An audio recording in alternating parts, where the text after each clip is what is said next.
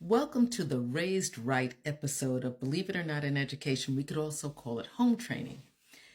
Am I the only one who remembers that mothers were judged by what their children did? So if you were doing something wrong and you were out there, people say, she must not have had any home training.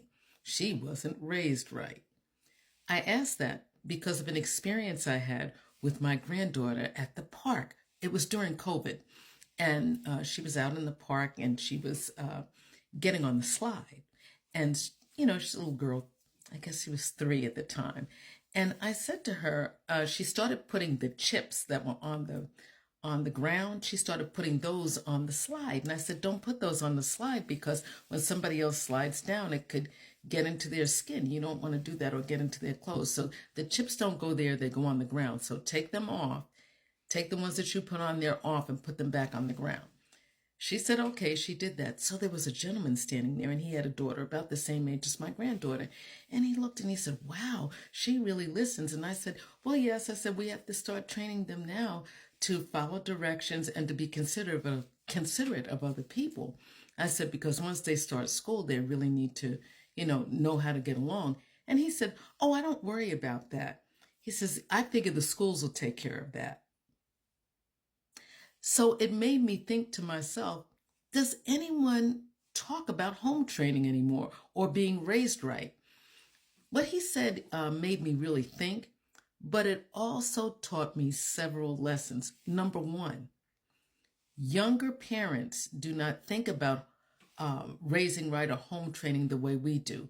They don't have the same idea about the school's relationship to the parent relationship. They misunderstand the school parent relationship. I shouldn't say misunderstand, but they have a different understanding of the school parent relationship.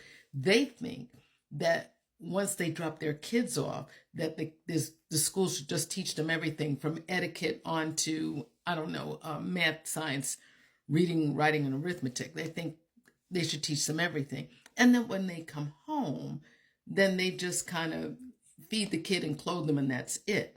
That was what I received from that. The second thing I learned was that parents felt that if they just spend the time with their kids, that's enough. But the time that they're spending is not the same kind of what I would consider quality time. Like for me, when I was at the park with my granddaughter, even though she was having fun, I kind of felt like the quality time was to share with her things that I needed her to do, how she should behave, watching her develop in terms of what her motor skills were. In his mind, at least in this man's mind, he was sitting there thinking, okay, I'm taking her to the park, I'm spending time with her, I'm watching her, oh, hey, hi, Susie, or whatever, and that's it. There wasn't that same level of interaction with the child. I noticed that sometimes he was even on his phone.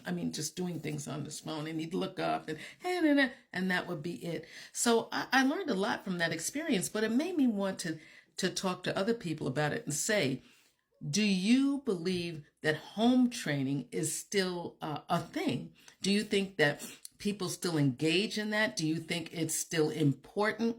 Or do you think it's the school's responsibility to address socialization totally with children? Let me know in the comments. See you there.